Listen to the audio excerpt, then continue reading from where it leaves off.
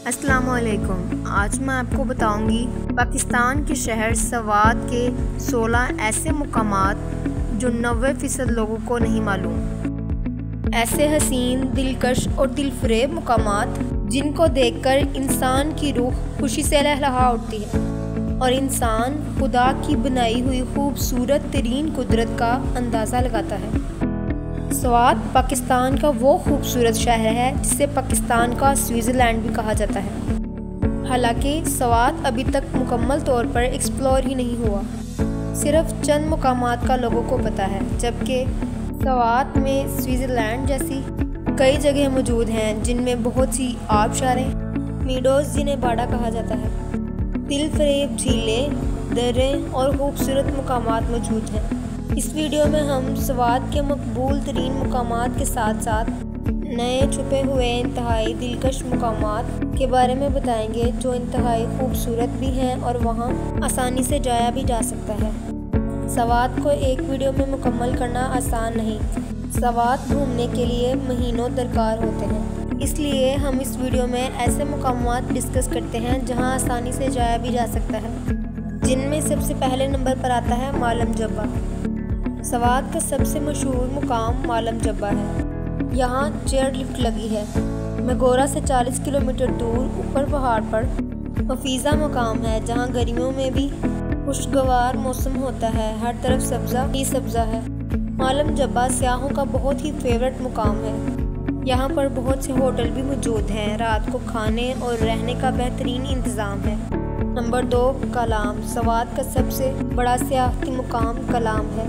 दरियाए सवात के साथ साथ मगोरा से 100 किलोमीटर दूर वाक़या है। सर्दियों में यहाँ बहुत बर्फ़बारी पड़ती है और गर्मियों में भी यहाँ का मौसम खुशगवार रहता है। यहाँ ऊपर बयोन टाक भी मौजूद है और साथ ही आगे खुशू का बहुत बड़ा जंगल है और मज़ीद सियाहती मुकामात पर आगे जाने के रास्ते निकलते हैं। नंबर 3 पर आता है प्लोगा वैली। नारान से आगे बटरकॉन आबशार आती है और इससे आगे प्लोगा वैली मौजूद है। यहाँ सिर्फ जीप पर ही जाया जा सकता है। प्लोगा वैली में दरियाए सवात बहुत ही चौड़ा हो जाता है। यहाँ आकर आप ताज़ा ट्राउट लेकर खा सकते हैं। नंबर 4 पर आता है मोहडेड लेक। कराब से तकरीबन 2 से 2.5 घंटे के चीप ट्रैक पर मोहडेड लेक मौजूद है। कलाब माहेसिया यहाँ की सबसे मकबूल झील मोहडेड झील में ही आते हैं। यहाँ से मज़ीद आगे सैफुल्ला झील और नसरुल्ला झील भी मौजूद हैं। वैसे तो इससे आगे भी और खूबसूरत मुकाम मौजूद हैं, लेकिन गाड़ी सिर्फ यहाँ तक जाती है, आगे पैदल ट्रैक करके ही जाया जा सकता है। और अब रात को माउंटेन झील पर रहाइश भी मिल जाती है और खाने पीने की भी तमाम चीज़ें मिल जाती हैं। नंबर 5 अतरूर। कलाम से ठीक 1.5 घंटे के फासले पर अतरूर का खूबसूरत गाँव मौजूद है।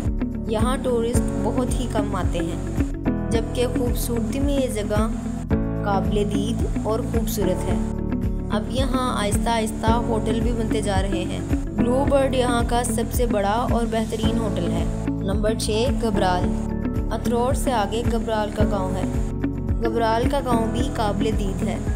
ये वैसे कोई टूरिस्ट पॉइंट नहीं बल्कि रिहायशी इलाका है, लेकिन इर्द गिर्द पहाड़ों के मंजर, दरिया के किनारे, यहाँ की खूबसूरती के साथ साथ यहाँ की सकाफत और बूदोबाश भी मुनफरिद है। मज़ीद ये कि यहाँ से मज़ीद आगे मुख्तलिफ सियाहती इलाकों को भी रास्ते रहते हैं। नंबर 7 बटगोई पास। सवात और कुमराट को मिलाने वाला रास्ता बटगोई पास है।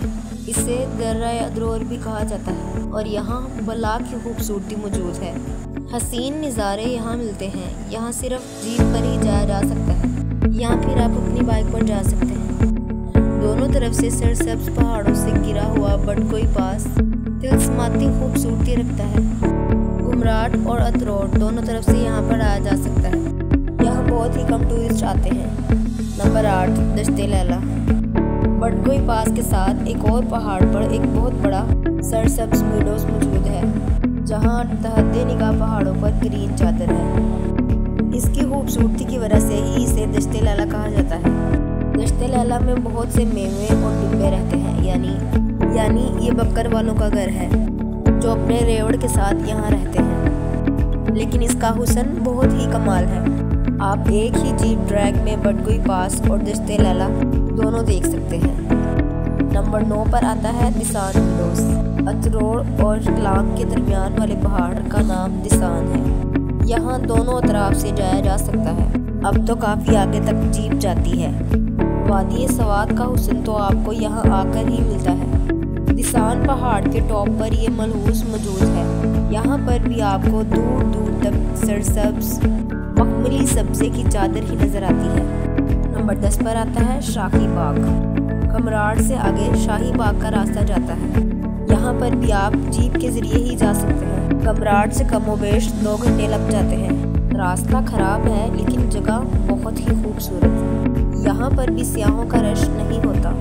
दरिया के पानी में कश्तीरानी भी करवाई जाती है और आगे जाने से खुशनुमा मनाजिर, आबशारें और बहुत खूबसूरत नज़ारे भी देखने को मिलते हैं। अब शाही बाग में आप रात भी रह सकते हैं और यहाँ खाने पीने की चीज़ें भी मिल जाती हैं। Number 11 condole lake. अतरोड़ से 3 घंटे के फासले पर कंडोल झील मौजूद है।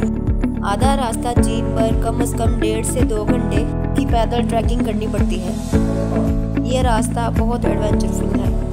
वैसे तो मुकम्मल जीप ट्रैक यहाँ बना दिया गया था, लेकिन लैंडस्लाइडिंग की वजह से रास्ता बंद हो जाता है। बहुत उम्मीद है कि मुस्तकबिल में डायरेक्ट जीप झील तक जाएगी। ऊपर जाकर चारों तरफ से पहाड़ों में गिरा खूबसूरत पानी का बहुत बड़ा जजीरा वाकई मुतासिर कुन नज़ारे रखता है। इस जगह बहुत ही कम सयाह आते हैं, जबकि इससे ऊपर मज़ीद कई झीलें मौजूद हैं, जिन झीलों में से कुछ परीबन, परीलू, शैतानगुड़ झील और इसके अलावा बहुत ही हसीन अंगेज वीडियोज़ आते हैं जिन्हें सिर्फ शौकीन ट्रैकर्स ही देखने चाहते हैं।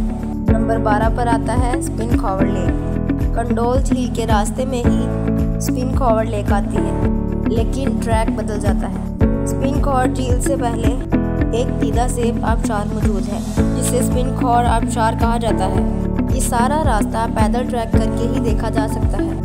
इतने लंबे और बड़े ट्रैक नहीं हैं। अगर आपने मुश्किल ट्रैक कर रखा है तो आप आसानी से यहाँ जा सकते हैं। ये मुश्किल ट्रैक से ज़्यादा बड़े ट्रैक नहीं हैं। नंबर 13 पर आता है इस्मिस झील।